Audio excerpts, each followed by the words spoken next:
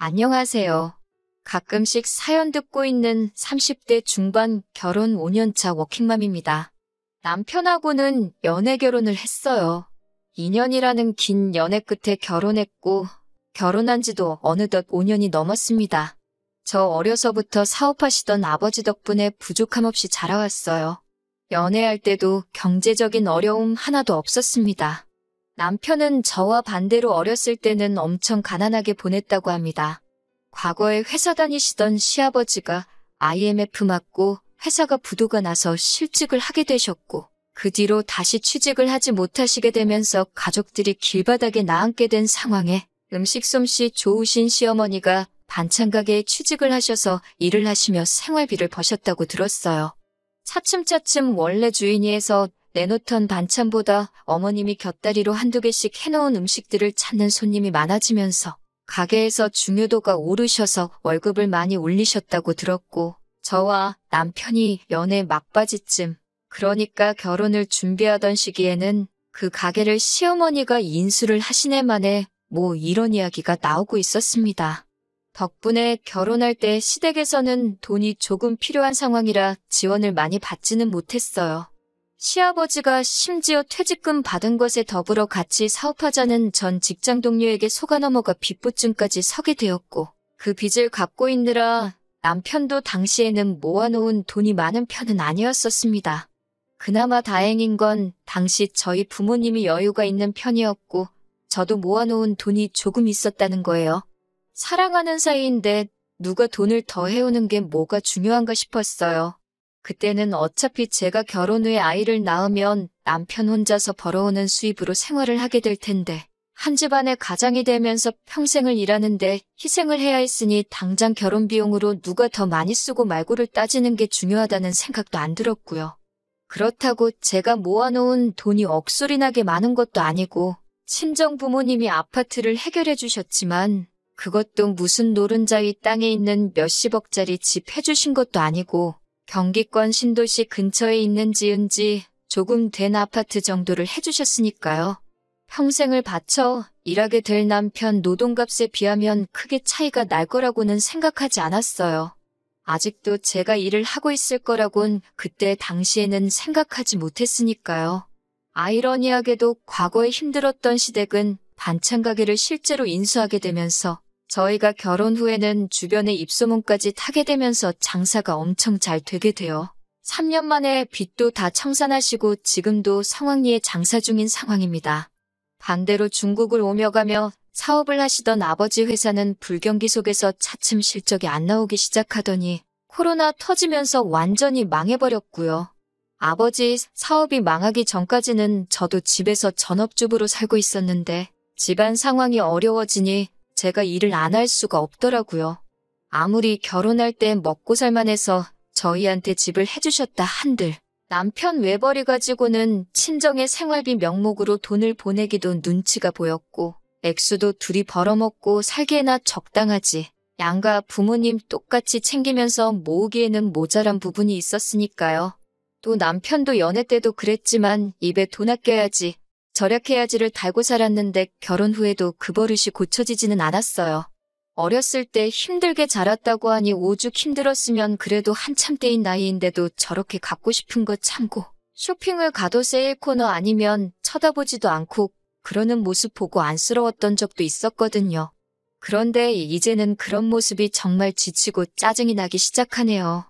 남편이 친정 가는 걸 너무 좋아하거든요. 시댁 가는 건 그렇게 싫어하면서 친정에는 오히려 먼저 나서서 가자고 합니다. 친정에 가면 어머니가 이것저것 막 퍼주시고 외식도 시켜주시고 그랬으니까요. 아직 우리가 신혼이던 초반에는 아버지 회사가 상황은 안 좋았어도 아예 망하지는 않았었으니까요. 저희만 갔다 하면 저희들 데리고 바로 장 보러 가셔서 저희들 필요한 장도 대신 봐주셨고, 그날 저녁까지 반찬 이것저것 해서 다 싸주셨어요. 어머니가 이제 연세도 많고 하시니 저는 부담스럽기도 하고, 저희 때문에 하루 종일 불 앞에 서 계시면서 반찬하는 거 보면 마음이 안 좋거든요.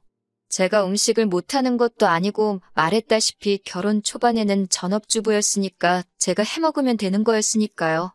그래서 하루는 친정 가자는 남편한테 오늘은 가지 말자고 했어요. 남편이 왜 안 가냐고 집에 지금 김치가 없다고 김치 받으러 가야 된다고 하더라고요. 그 말 듣는데 어이가 없어서 김치 그거 얼마나 한다고 남들도 다 돈 주고 사 먹는다고 하는데 우리도 돈 주고 사 먹자고 했어요. 그랬더니 생각이란 건 1초도 하지 않고 대번에 김치는 장모님이 해주신 거 가져와서 먹으면 공짠데 뭐하러 돈을 써가면서 먹냐고 하더라고요. 참나, 엄마 김치는 땅 파면 나오는 건가? 저게 30살 먹은 사람 머릿속에서 나올 수 있는 말인가 싶었습니다. 정말 냉장고에 김치만 있다면 아침 드라마에서 본 것처럼 김치로 싸대기를 한 대 날려주고 싶더라고요. 그리고 시어머니가 반찬 가게를 하시는데 왜 김치를 꼭 우리 엄마 김치를 먹어야 하냐고 따졌어요. 그랬더니 남편이 거기는 돈 주고 파는 것이지 않냐고, 돈 주고 파는 걸 공짜로 어떻게 가져가냐, 그건 도둑질이라고 하는 거다. 오히려 저를 가르치려 들더라고요. 지네 부모님 건 돈 주고 사야 된다고 그렇게 챙기는데 또 장모님 내서 가져오면 공짜 아니냐고 맛있게 처먹기는 다 처먹어 놓고 저희 엄마한테 감사하다고 선물이나 용돈 한 번 제때 준 적도 없어요. 한 번은 정말 저희가 부탁드린 적 없는데도 반찬통 커다란 것 여러 개 이것저것 싸가지고 찾아오셨어요. 제가 친정 가는 거 탐탁지 않아 했으니 거의 2주에 한 번꼴로 오던 저희가 친정에 통 오질 않게 되니 친정어머니가 무슨 일인가 하고 스스로 찾아오신 거죠. 반찬 가게 하시는 시어머니는 한 번을 먹고 싶은 반찬 있냐 물어보신 적도 없는데 이렇게까지 해주시니 너무 감사했죠. 그런데 남편은 그 상황에서도 차비라도 하시라고 용돈 조금 쥐어드릴 법도 한데 그런 것도 없고 너무하더라고요. 제가 조금 드리라고 눈치도 줬는데 양가의 용돈은 똑같이 드려야 나중에 말이 안 나온다면서 거절당했고요. 그 와중에 친정어머니가 싸다 주신 반찬 정리하면서 이 반찬통은 다 쓰면 돌려드려야 되나 묻고 있더라고요. 아직 새 것 같고 좋아 보인다고 우리가 그냥 쓰면 안 되냐고요? 저는 그냥 그런 게 어릴 적에 힘들게 자라서 몸에 배어있는 아끼는 습관이라고 생각했습니다. 그냥 뼛속까지 거지근성으로 가득 차 있는 사람이라고는 생각도 못했어요. 아버지 사업이 기울게 되면서 집은 많이 어려워졌지만 그나마 다행인 건 아버지 회사가 망하면서도 빚은 그렇게 많이 지지 않았다는 겁니다. 부자가 망해도 3대는 간다고 3대까지 떵떵거리며 살 수 있는 재력은 아니었지만 그래도 약간의 여윳자금이 있어 친정어머니께서 작은 연탄구이집 하나를 시작하게 되었습니다. 친정아버지는 사업 노하우를 가지고 계시니 다시 일어나 보겠다고 따로 일을 하시고 어머니 혼자 당장 필요한 생활비에 노후 준비 겸 해서 일하시고 계시는 상황이었어요.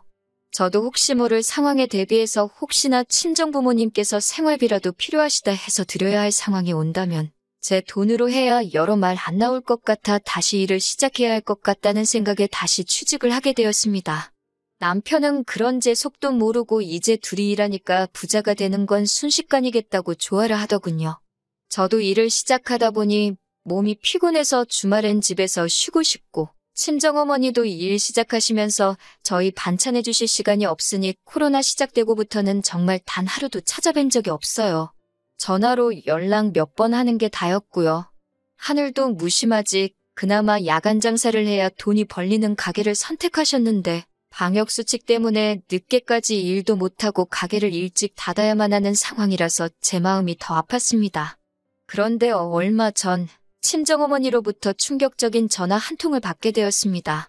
이런 말 하기 좀 모하다고 하시며 말을 쉽게 꺼내지 못하셨는데 요는 남편이 최근 들어 친구들이나 회사 동료들하고 친정어머니가 하는 식당에 가서 공짜로 먹고 온다고 하네요. 친정어머니는 처음에는 사위가 왔다고 고기도 평소 주시는 것보다 많이 주시기도 했대요. 처음에 친구랑 둘이서만 왔을 때 얼마 먹지도 않아서 그냥 가라고 한 적이 있는데 그 뒤로부터는 한 명씩 일행이 늘어나기 시작하더니 4명이서 오기 시작하고 급기야는 회사 사람들까지 데리고 와서는 2테이블에 4사람씩 나눠 앉아 8명이서 술이며 고기며 다 꺼내 먹고 나왔다네요. 당연스럽게 돈도 안 내고 그냥 간다고요. 자주 오면 일주일에 2번씩 왔다고요.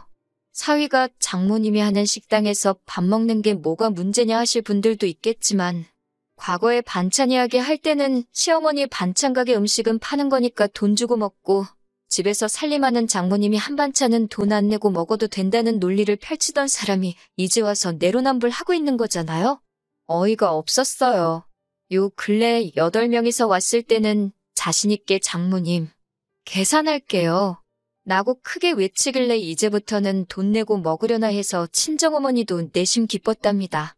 그런데 계산한답시고 한 행동이 장모님, 여기 사위의 사랑이요. 하고 한 번 꼭 안아드리고 나왔다네요. 내야 될 돈은 안 내고 시덥잖은 애교 부리면서 가는데 이제 어머니도 더 이상 참을 수 없다고 하시면서 저한테 결국엔 연락하신 거예요. 정말 미치겠더라고요. 오죽했으면 베푸는 것 좋아하는 엄마가 나한테 전화로 이런 이야기까지 할까 싶었어요. 그래서 그날 저녁에 남편한테 그동안 나한테 말 안 하고 엄마 가게 가서 무전 취식을 했냐며 따졌는데 사위가 장모님 가게에 가는 게 어떻게 무전 취식이 되냐고 하더라고요. 가족끼리 고기 좀 그거 먹을 수도 있는 거 아니냐면서요. 그래서 제가 그러면 앞으로 나도 시어머니 반찬 가게 가서 아주 냉장고가 차고 넘치게 다 집어오겠다고 울음장을 놓았어요. 자기가 했던 말이기도 하고 저도 강하게 나오니까 아무 말도 못하고 씩씩대고만 있더라고요. 아무튼 이제 더 이상 다른 사람 데리고 가서 공짜로 먹고 오는 거 안 된다는 걸 충분히 이해시킨 것 같으니 그냥 저도 그쯤에서 넘어가려고 했지요.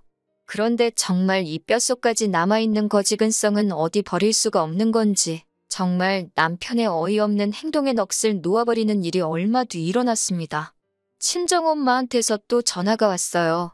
제 남편이 또 친구들하고 다녀갔다고요. 목소리가 안 좋으시길래 엄마한테 혹시 또 돈 안 내고 그냥 갔냐고 조심스레 물어봤는데 다행히 어머니께서 이번엔 돈을 내고 갔다고 대답해 주시더라고요. 계산하고 갔는데 왜 전화 주셨냐고 물어봤는데 어머니가 뭔가 말을 꺼내시려다가 집에 남편 도착하면 알 거다 말하고 한숨 푹 쉬면서 전화를 끊으셨습니다. 무슨 헛짓을 하고 왔는가 오만 가지 생각이 드는데 문 열고 들어오는 남편 보면서 아주 기절초풍하는 줄 알았습니다. 양손 가득 비닐봉지를 들고 들어오길래 뭔가 해서 봤더니 엄마 식당에 셀프바에 있는 겉절이 김치를 싸가지고 왔더라고요. 이 미친 인간아, 이걸 왜 가져오냐 소리쳤더니 이건 엄연히 셀프바에 있는 공짜를 가지고 온 거라고 그게 뭐가 문제가 되냐는 식으로 당당하게 나오더라고요. 아침 드라마에서처럼 김치 가지고 싸대기를 날리지는 못했지만 그 봉지를 뺏어서 얼굴에다가 철푸덕 던져버렸어요. 봉지가 터져서 겉절이 김치로 범벅이 된 남편이 적반하장으로 밑반찬은 자기가 낸 돈에 포함된 거 아니냐고 하면서 뭐가 문제냐고 계속 큰 소리를 치고 있더라니까요. 더 어이없는 건 나중에 엄마한테 전해 들은 건데 친구들한테도 한 봉지씩 싸줬다고 하더라고요. 온갖 생색은 다 내면서요. 겉절이가 집에서 간단하게 만들기엔 김장보다 편하지만 식당에서 하는 건 김장 못지않게 어렵거든요. 거기에 요즘 경기에 사람 쓰기도 뭐해서 정말 주방일도 엄마 혼자서 하시는데 매일같이 한 달어이씩 하시는데 그걸 공짜라고 가지고 온 거예요. 남편한테 그 길로 당장에 부동산 가서 이 집 내놓고 팔리면 그 돈 친정엄마 드릴 거라고? 그러니까 너는 다시 니네 부모님 집에 가 있던가 하라고 했습니다. 멀쩡한 우리 집을 왜 파냐고 따지길래 이 집엔 네 돈 들어간 거 하나도 없으면서 무슨 낯짝으로 우리 집이라고 하냐고 따졌어요. 우리 집이라고 부르고 이 집 지키고 싶으면 당장 시댁에 가서 이 집값의 반을 받아오라고 그렇지 않으면 이 집에서 너랑 같이 사는 것도 다 끝이라고 해줬습니다. 그제서야 남편도 사태의 심각성을 깨달았는지 저한테 제발 그렇게 하지는 말자고 살살 빌더라고요. 하지만 저는 쉽게 끝낼 생각 없었어요. 앞으로 정상적인 결혼 생활을 유지하고 싶으면 당장 시댁에 가서 집값의 반을 받아오라고 저도 끝까지 고집을 부렸습니다. 그렇게 대판 싸운 뒤로 이제 반년이 넘었네요. 방역수칙도 완화되고 이제 늦게까지 장사할 수 있어서 엄마 식당도 어느 정도 궤도에 올라왔습니다. 현재 남편은 집세 명목으로 저에게 생활비를 제외하고도 한 달에 100만 원씩 바로 입금을 하고 있어요. 앞으로 60개월, 그러니까 5년간은 계속 저에게 달마다 100만 원씩 보내기로 했습니다. 친정어머니께서 보태준 돈의 반을 채우면 그때 가서 그만 받겠다고요. 이 돈이 다 모이면 엄마한테 줄 생각이에요. 목돈이 돼서 드리면 당연히 반대하실 테니 앞으로 천천히 친정부모님께 필요한 것들 제가 찾아다가 하나씩 사드릴 계획입니다. 아직 뼛속까지 물들은 남편의 거지근성이 100%다 바뀌지는 않을 것 같아요. 처음에는 저도 시어머니 반찬 가게를 털어올까도 생각해봤는데 똑같은 사람 되는 것 같아 그건 싫고 남편을 사랑구실은 할 정도로 한번 바꿔보려고 합니다.